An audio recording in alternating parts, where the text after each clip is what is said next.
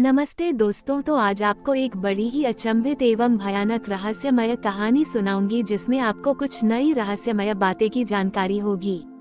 तो कृपा करके अभी चैनल को सब्सक्राइब कर ले। यह मेरा दूसरा नया चैनल है ताकि और भी रहस्यमय कहानी सबसे पहले आप तक पहुंचे। धन्यवाद। तो सुनिए।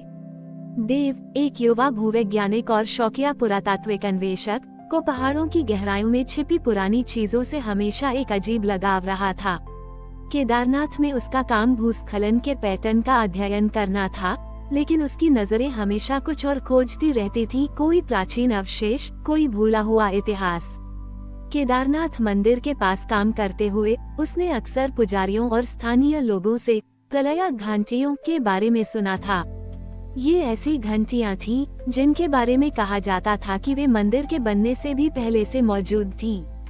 लोक कथाओं के अनुसार जब भी केदारनाथ पर कोई बड़ी आपदा आने वाली होती थी तो ये घंटियां अपने आप बजने लगती थीं, लेकिन 2013 की आपदा में वे नहीं बजी और उसके बाद उनका कोई निशान नहीं मिला। देव को लगा कि इन घंटियों में कुछ खास बात है। उसने पुराने नक्शे खंगालने शुरू किए, स्थानीय किंवदंतियों का गहरा अध्ययन किया और उन स्थानों का पता लगाया जहां ये घंटियां कभी देखी गई थीं। एक दिन मंदिर से कुछ किलोमीटर ऊपर एक पुरानी जीर्ण शीर्ण कुटिया के खंडहरों में देव को एक पुराना धूल भरा रजिस्टर मिला। ये रजिस्टर किसी साधु का था जो शायद सदियों पहले यहाँ रहता था। रजिस्टर में अजीबोगरीब आकृतियाँ और सूत्र लिखे हुए थे और सबसे अंत में एक पहेलीनुमा पंक्ति थी, जब जल का हृदय गरज उठे तब मौन खंडहरों में आकाश का मार्ग खुलेगा जहां समय की घंटियां सोई हैं। देव ने इस पहेली पर कई दिनों तक विचार किया। जल का हृदय, क्या यह मंदाकिनी नदी थी? मौन खंडहर, क्या ये वही कुटिया थी जहां उसे रजिस्टर मिला था? और आकाश का मार्ग, यह क्या हो सकता था?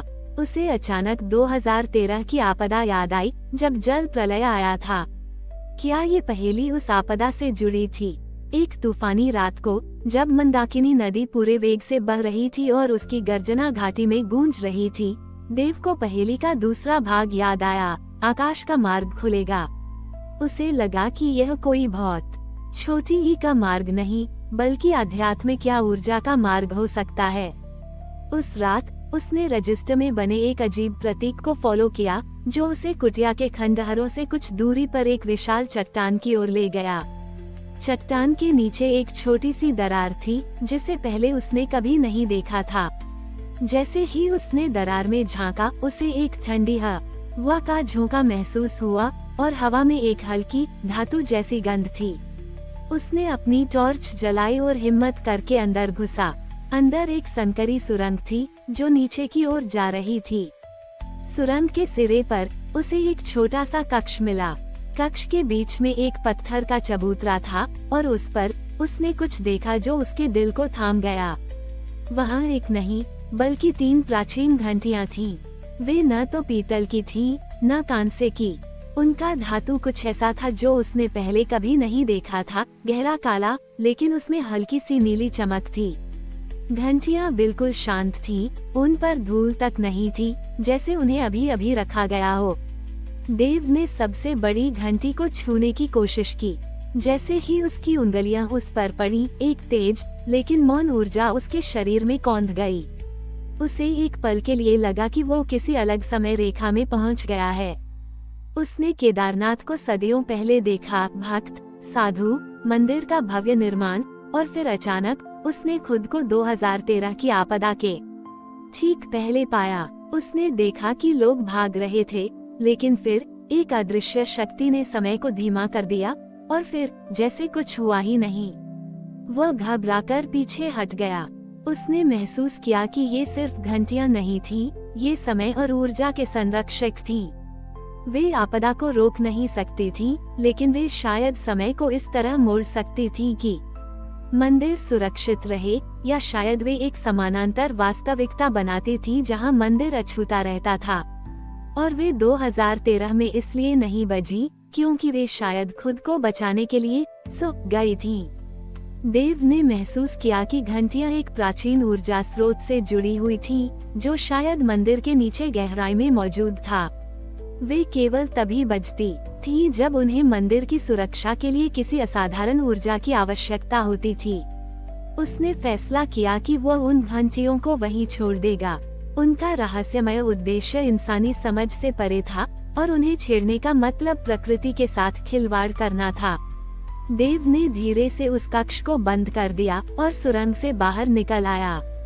जब वह बाहर आया तो तूफान थम चुका था और सुबह की पहली किरणें पहाड़ों पर पड़ रही थीं। देव ने केदारनाथ मंदिर की ओर देखा। अब उसके लिए ये सिर्फ पत्थरों का एक ढांचा नहीं था, बल्कि एक जीवित इकाई थी जिसके पास अपने अनसुलझे रहस्य और अदृश्य संरक्षक थे। प्रलय घंटियां, जो समय और आपदा के बीच एक अदृश्य सेतु थी। केदारनाथ के मौन इतिहास की गवाह। वह जानता था कि ये घंटियां हमेशा केदारनाथ के गर्भ में छिपी रहेंगी और जब भी जरूरत पड़ेगी शायद वे फिर से आकाश के मार्ग से प्रकट होंगी, मंदिर की रक्षा करती हुई, एक ऐसे रहस्य के रूप में जिसे कोई पूरी तरह नहीं समझ पाएगा। देव ने प्रलय घंटियों के कक्ष को सावधानी से बंद कर दिया था, लेकिन उसके मन में उन घंटियों की नीली चमक और उनके मानसिक संदेश की गूंज बनी हुई थी। वह जानता था कि उसने कुछ ऐसा खोजा है जो विज्ञान की समझ से परे है। वह वापस मंदिर लौटा, उसका दिमाग विचारों से भरा हुआ था। अगले कुछ हफ्तों तक देव ने अपने शोध को अलग दिशा में मोड़ दिया। उसने अब सिर्फ भूस्खलन के पैटर्न का अध्ययन नहीं किया, बल्कि मंदाकिनी नदी के प्रवाह, पहाड़ों की प्राचीन जल धाराओं और यहाँ तक कि तारों की चाल का भी गहराई से अवलोकन करना शुरू किया, क्योंकि उसे लगा कि ये सभी प्रलय घंटियों के रहस्य से जुड़े हो सकते हैं। एक रात जब देव अपने तंबू में बैठकर साधु के पुराने रजिस्टर के पन्नों को पलट रहा था, तो उसकी नजर एक ऐसे पृष्ठ पर पड़ी जिसे उसने पहले ध्यान से नहीं देखा था। यह एक नक्शा था जो प्रतीकों और रेखाओं से भरा था और बीच में एक छोटा सा वृत्त था जिसके चारों ओर 7 बिंदु बने थे। वृत्त के नीचे कुछ शब्द लिखे थे, जब 7 तारे एक होंगे, ऊर्जा का द्वार खुलेगा। देव ने तुरंत ऊपर आकाश की ओर देखा। उसे खगोल विज्ञान का थोड़ा ज्ञान था। 7 तारे एक होंगे, क्या ये किसी विशेष खगोलीय संरेखन की बात कर रहा था?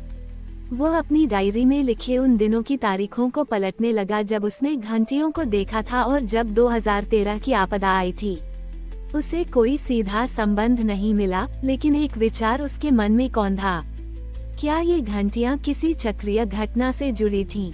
कुछ दिनों बाद देव ने अपनी टीम के एक पुराने अनुभवी गाइड मोहन चाचा से सलाह ली। मोहन चाचा कई पीढ़ियों से केदारनाथ में थे और पहाड़ों की हर कहानी, हर लोककथा से वाकिफ थे। देव ने उन्हें सीधे घंटियों के बारे में नहीं बताया, लेकिन 7 तारों और किसी प्राचीन ऊर्जा के बारे में पूछा। मोहन चाचा ने ध्यान से सुना और फिर मुस्कुराए। बेटा, पहाड़ों में कुछ जगहें ऐसी होती हैं जहां धरती और आकाश मिलते हैं। हमारे पूर्वज कहते थे कि ऐसी जगहों पर देवताओं के मार्ग खुलते हैं। ये मार्ग हर कुछ 100 सालों में एक विशेष खगोलीय घटना के दौरान खुलते हैं। और हाँ, सप्तर्षि मंडल असमेजर का एक खास संरेखन इसमें महत्वपूर्ण होता है। क्या इससे कोई प्राचीन वस्तु जुड़ी हो सकती है? देव ने हिचकिचाते हुए पूछा। मोहन चाचा ने अपनी आंखें बंद कर लीं। शायद एक स्फटिक का हृदय। किंवदंती है कि केदारनाथ के ठीक नीचे एक प्राचीन विशाल स्फटिक क्रिस्टल है जो धरती की ऊर्जा को नियंत्रित करता है। कहा जाता है कि प्रलय घंटियां उसी स्फटिक से बनी हैं या उससे जुड़ी हैं। ये सुनकर देव के रोंगटे खड़े हो गए। स्फटिक का हृदय, ये वही नीली चमक थी जो उसने घंटियों में देखी थी। तो क्या ये घंटियां आपदा को मोड़ने के लिए उस स्फटिक की ऊर्जा का उपयोग करती थीं? उस रात देव ने मोहन चाचा द्वारा बताए गए खगोलीय संरेखन की गणना की। अगले कुछ दिनों में सप्तर्षि मंडल एक विशिष्ट स्थिति में आने वाला था। उसे लगा कि यही वह आकाश का मार्ग है जिसके बारे में साधु ने लिखा था। देव ने फैसला किया कि वह अकेले ही प्रलय घंटियों वाले कक्ष में वापस जाएगा जब सप्तर्षि मंडल अपने चरम संरेखन पर होगा।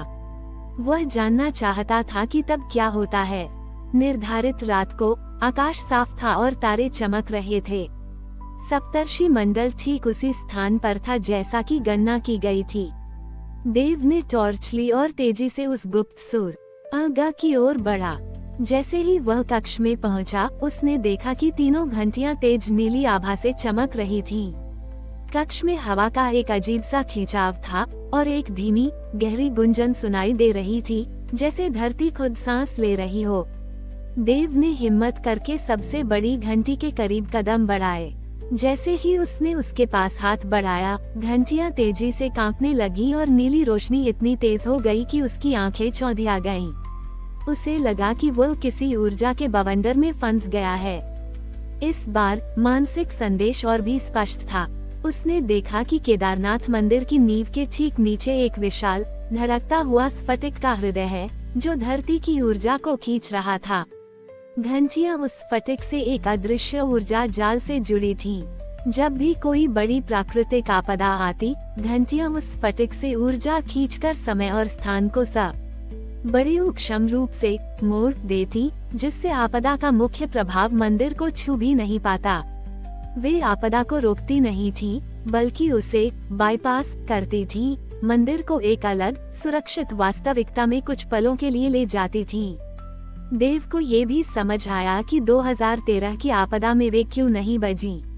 उस समय स्फटिक का हृदय ऊर्जावान रूप से कमजोर हो गया था, शायद सदियों से ऊर्जा खींचने के कारण। घंटियां शांत हो गई थीं क्योंकि उनके पास खींचने के लिए पर्याप्त ऊर्जा नहीं थी। लेकिन अब सप्तर्षि मंडल के संरेखण के कारण स्फटिक फिर से सक्रिय हो गया था। अचानक तीनों घंटियों से एक तीव्र ध्वनि तरंग निकली, इतनी शक्तिशाली कि देव को लगा कि उसकी हड्डियां तक हिल गई हैं। लेकिन यह एक मधुर सामंजस्यपूर्ण ध्वनि थी, जो सीधे उसकी आत्मा में उतर गई। उसने महसूस किया कि यह सिर्फ आवाज नहीं थी, बल्कि शुद्ध ऊर्जा थी। घंटियों की नीली चमक धीरे धीरे मध्यम पड़ गई और कक्ष में फिर से शांति छा गई। देव हाँफते हुए वहीं बैठ गया। वह समझ गया था, केदारनाथ सिर्फ पत्थरों का मंदिर नहीं था, बल्कि एक जटिल ऊर्जा प्रणाली थी, जो प्राचीन खगोलीय पिंडों और धरती के गर्भ में छिपी शक्ति से जुड़ी थी। उसने ये रहस्य अपने तक ही रखने का फैसला किया।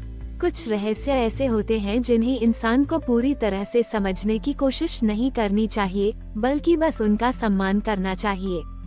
देव जानता था कि प्रलय घंटियां और स्फटिक का हृदय हमेशा केदारनाथ की रक्षा करते रहेंगे, अपनी अदृश्य शक्ति से समय और आपदा को मोड़ते हुए, एक ऐसे अनसुलझे रहस्य के रूप में जो हिमालय की गहराइयों में हमेशा के लिए छिपा रहेगा।